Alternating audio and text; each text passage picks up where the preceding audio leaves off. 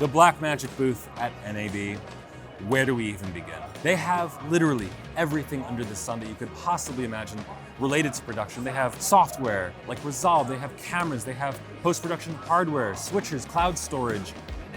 It's endless, and we have so little time to cover everything here, but we're just going to talk about some of the hottest items that they've brought here this year.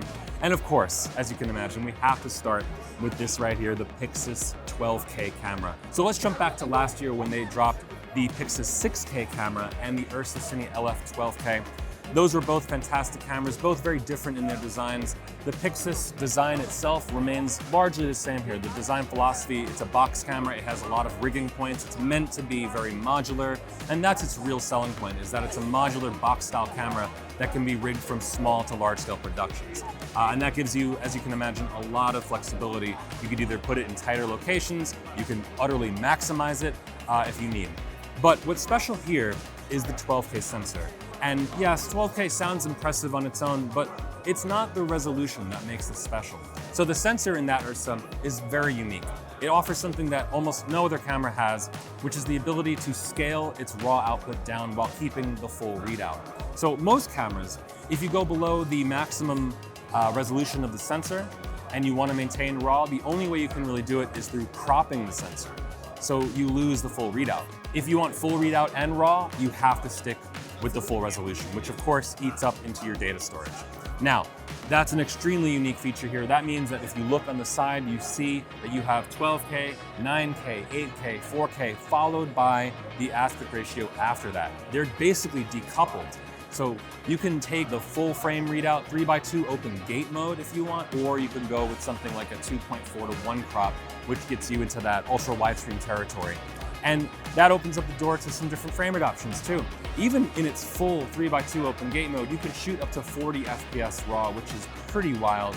And if you go down to 2.4:1, I believe that opens you up to 60 FPS. Even if you're shooting 4K, which again is still RAW, you then get up to 112 FPS. Now the Pyxis 12K will be available in L mount, PL, or EF mount varieties. We have the PL mount version right here. So you have a lot of options depending on your lens stock, or if you just need to integrate this into an existing kit.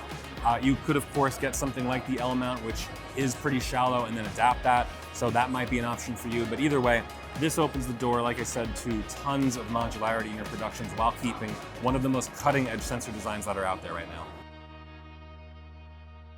Moving along, we have to talk about DaVinci Resolve 20. Almost every year, Blackmagic puts out a new version of Resolve, and every year there's more features. This year's no different, and they promise over 100 of them. So obviously, we don't have time to talk about every one of them.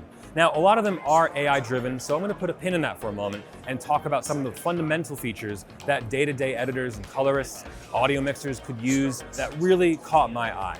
Some of them are pretty simple but dramatic improvements depending on your workflow. For example, you can use the dual window mode within an ultra widescreen monitor. So that on its own, if you have one of those, is huge. One fundamental change that I love, and I know people have been asking for a very long time now, is a completely overhauled keyframe and curve editor. This is now detachable from the timeline. You no longer have to go within the timeline or within the color page, for example.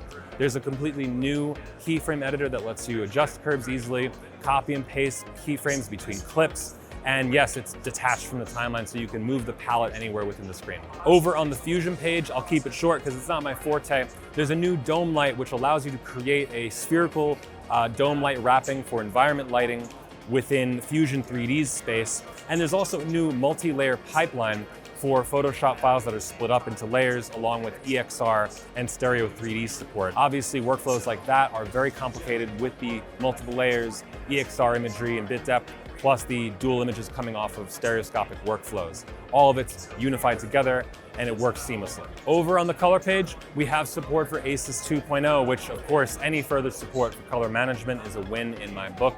Along with a new Chroma Color Warper, it works a bit differently from the original Color Warper and gives you a further refined way to give you very clean hue shifts in your images. Still within the color page for a minute, but now moving into the AI features, we have the AI Magic Mask V2. This is an improved version of the Magic Mask, which gives you sophisticated, detailed cutouts, masks of your subjects for your grades that allow you to get very detailed tracking if you need to really dial in a specific part of a shot. Now, before we move over to the Fairlight page, there's actually a dedicated audio mixer now within the Cut page that lets you sidestep Fairlight. So you don't necessarily have to leave that page in order to level out your mix and access your basic FX and EQ controls. So within Fairlight itself, admittedly, a lot of the improvements are AI-based. Two of them really caught my mind. One is the AI dialogue matcher, and this is to match ambience within two completely different recordings. Let's say you had a pickup shot somewhere, possibly even ADR. Maybe one was outside or one was inside, or they're in completely different rooms with very different reverberance. This helps match them. It's wonderful if you've had those moments, I know a lot of us have, where you have to get something in a completely different location. Similar to that is the AI EQ matcher, and that's to match the tonality of the clips. So perhaps you did have control, perhaps you recorded two things in two different studios, so they have slightly different room treatment, they have different microphones. They're both controlled, but they just inherently have different sound quality. This is to help you match those. So tons of improvements to Resolve on its own. I was reading the documentation before. It's 102 pages of notes just for the updates. So do yourself a favor and check it out. Let's move along. So our last stop at the booth today is for this. This is the Decklink IP 100G. There's actually a few new upgrades to the Decklink lineup here that all support Decklink IP. Now, last year, Blackmagic upgraded a lot of their switchers, rack mount equipment, standards converters, all to support 2110 IP video standards. And that is basically IP video for broadcast.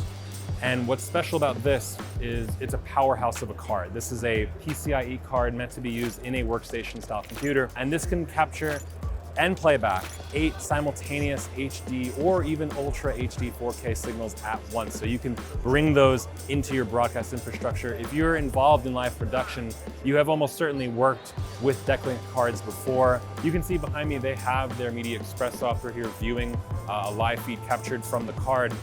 Along with a spec viewer that gives you a really clear rundown of the ingest spec of the video. So right now this is just a 1080p 60, but like I said, it supports Ultra HD, and if you need to ingest multiple sources, this is by far one of the most powerful options to do so. Now, how does it support all the bandwidth and data of 8 simultaneous channels? Well, on the back, there are 2 QSFP ports. These are 100 gig Ethernet connections, and because there's 2 of them, you have total redundancy. So completely professional for a broadcast environment. So that's it for our look at the Blackmagic booth at NAB 2025. I wish I could show you so much more, but trust me, you have to see it to believe it. I'm Doug with B&H, and continue watching our coverage of NAB 2025.